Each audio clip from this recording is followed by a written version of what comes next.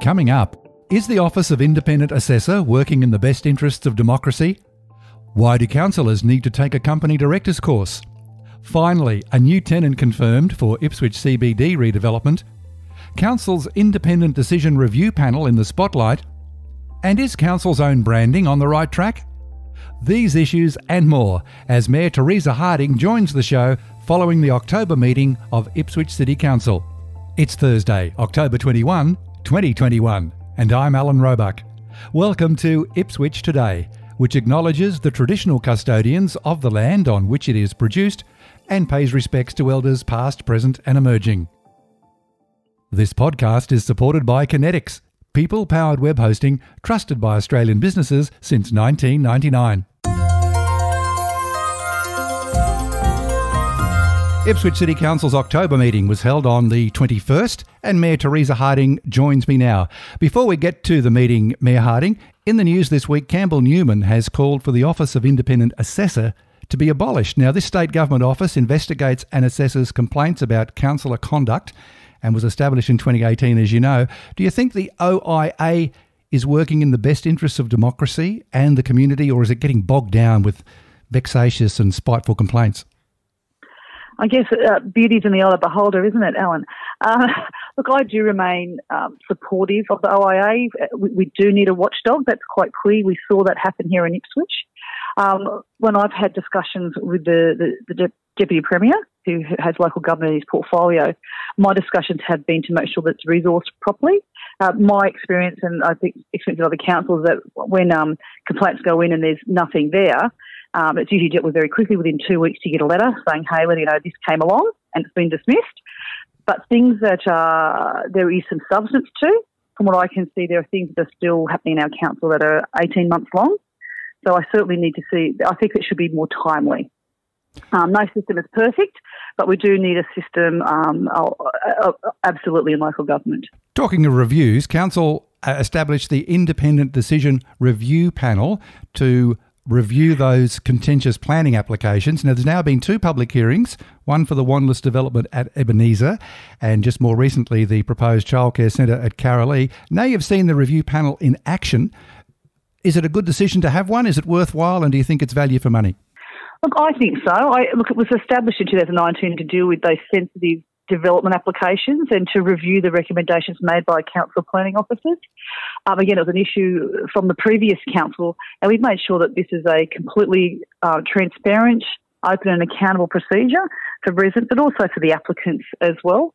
So we've seen the one for Wanless, but also the recent one for the childcare centre at Carolee. Let's move on to the council meeting now. It started off on a sad note with a condolence motion for the late George Hogg. Yes, it did, and I think if you watch it, it was quite an emotional one too, because council effectively moved the condolence motion, and George Hogg, OAM, was his singing teacher for 3 years, and he's known him for most of his life, I think. So it was quite a moving condolence motion, and George gave a lot to Ipswich and to music estates in Queensland. And as we know, the main auditorium at the Civic Centre is named in his honour. Absolutely, yep. And also the Orpheus Chorale, their place at East Ipswich, the building there's named after him as well. Yeah. Yep. Now to the committee reports presented to Council. Firstly, from the Governance and Transparency Committee, why are councillors intending to undertake a company directors course, and is that value for money for ratepayers? Look, I did the company directors course back in 2007, and Councillor Kunzelman did it some years ago. What it does, and I think as a council, we have certain board responsibilities. We certainly saw what happened in the past, when those board responsibilities weren't taken seriously. I think it'll give the ratepayers of Ipswich a better skilled council. I think we'll have a better governance mechanisms, and I think it'll make sure that we're aware of risk as well as delivering services for the people of Ipswich as well. So I think it'll give a very good framework for us in moving forward, and I think it would be, particularly with the history we've had in our council, that's a really good thing that we're actually doing it all together as well. From what I've heard, Mayor Harding, they're not a walk in the park, these courses. They're quite heavy duty. The assessment isn't easy. And look, the last time I did mine was in 2007. A lot of things have changed since then, so I'm very much looking forward to doing that with my fellow councillors. From the Community Culture, Arts and Sport Committee, what was the purpose behind the changes and the renaming of the policy to do with civic events? It's now going to be known as the Civic and Ceremonial Events Policy, when there was a policy only approved last March. Why the changes so soon? We basically had two policies and we've decided to merge them. They are covering things like Australia Day, the Box Flat Memorial, Labor Day, March, citizens' ceremonies, and all those, and Anzac Day and things like that. They're probably things that did get dropped by the wayside with an interim administrator, but they're very important parts of our community. They're very separate to our city events or events that get event sponsorship, so like the Jacaranda Festival or the Ipswich Show. Both are important, but they are sort of covered by other policies. So we felt it was really important to make sure we include things such as a program to celebrate volunteers, as well as having events for seniors and things like that. We thought it was really important to bring that back to our city. Moving on to the Ipswich Central Redevelopment Committee report, I sense watching the committee meetings themselves, there's a tiny degree of frustration with the slow progress in announcing tenants, particularly a cinema operator. But there has been some good news this week. You've announced one tenant that's been confirmed. That dumpling place. That dumpling place will now be set up in the Ipswich CBD. They are delicious. I think the people of Ipswich are going to love them. And it's just lovely to be able to announce that first tenant. Obviously, COVID has had an impact on the retail space and the entertainment space. We're very excited about what's happening with the tender evaluation for the cinema offering. And, so stay tuned. And look, can I just also let people know that obviously we've inherited the fact that this council is a property developer. We have very stringent governance mechanisms in place. We have to report to the state government, to the Deputy Premier regularly on what we're doing, because we are in that commercial space, to make sure that we're complementary to the local businesses.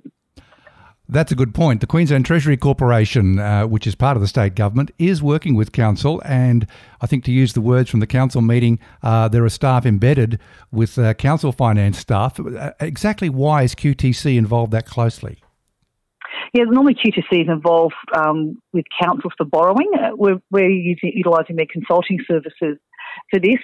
We have to, again, because we are property developers, we have to make sure that we're spending ratepayers' money wisely, but we also have to look at potentially, council look at divesting. I know there are things that the interim administrator spoke about, so we're just looking at all the options there and making sure that whatever decision is made is in the best interest of the ratepayers.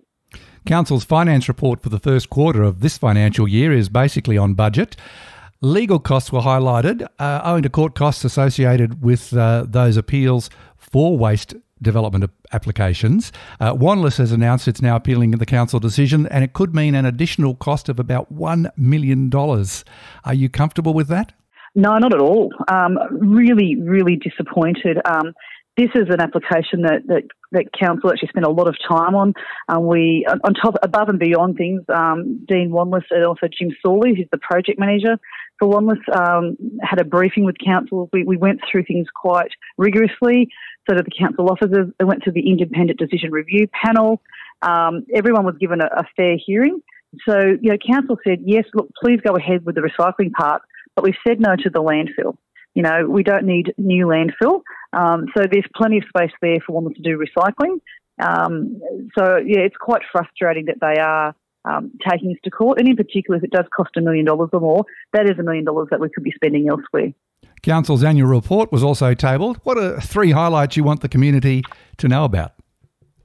I think, on the 1st of July last year, we launched the Transparency Integrity Hub. It was Australia's very first hub like this, which provides all our finances online, all the councillor expenses, as well as all contracts valued $10,000 and over. So we're very proud of what we're doing. We're now the most open and transparent council in Australia. Probably the second thing is the Children's Library. We've had tremendous success. We've had over 50,000 visitations there at the library. It's just been hugely successful. We've also had a lot of good media around the place as well, so it's really good for how people view Ipswich as well.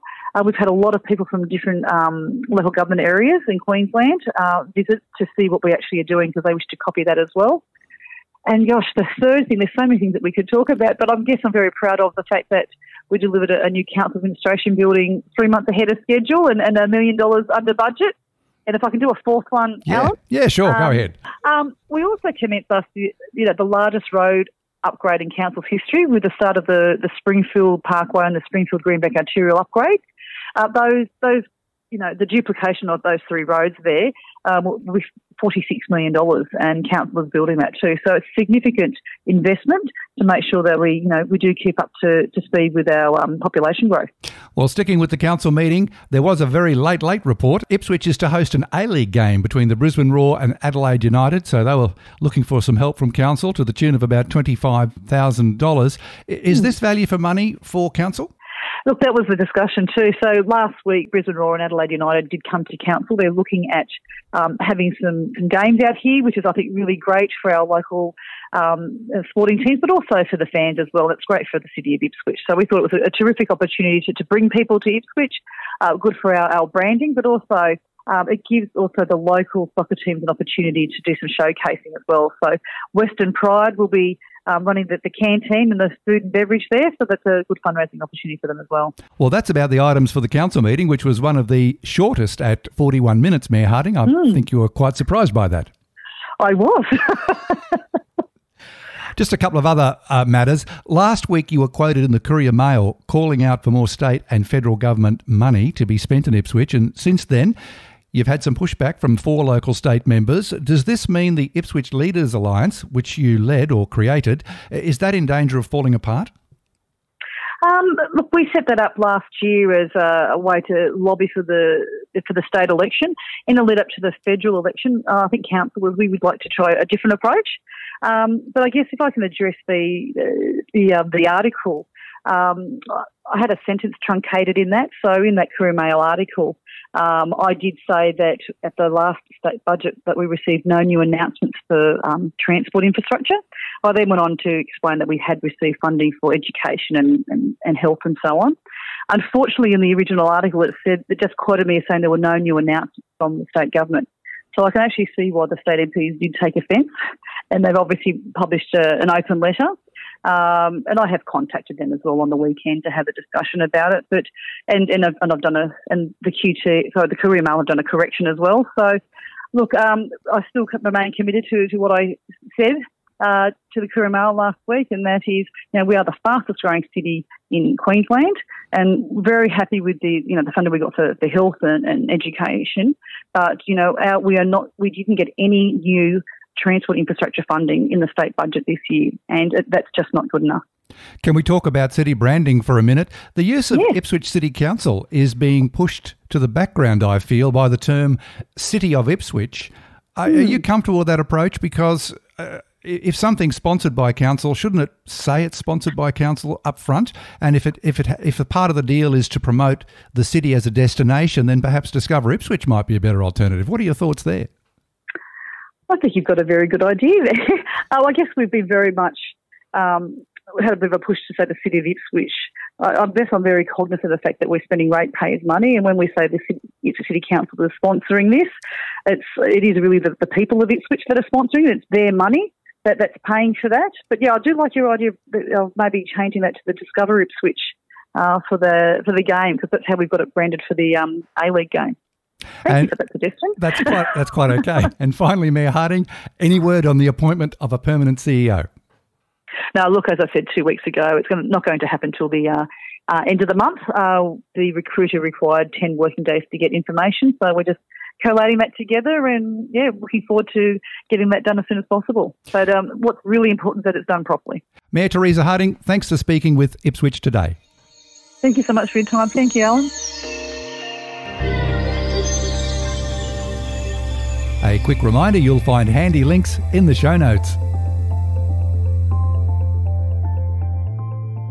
Ipswich Today is supported by Kinetics, people-powered web hosting trusted by Australian businesses since 1999. This podcast is also listener-supported. Please make a once-only gift or regular donation to help keep it online.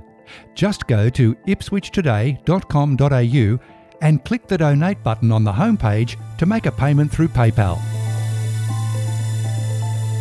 Follow and stream this podcast from your favourite app, including iHeartRadio and Amazon Music Podcasts, or play Ipswich Today from smart speakers. Music is supplied by Purple Planet Music.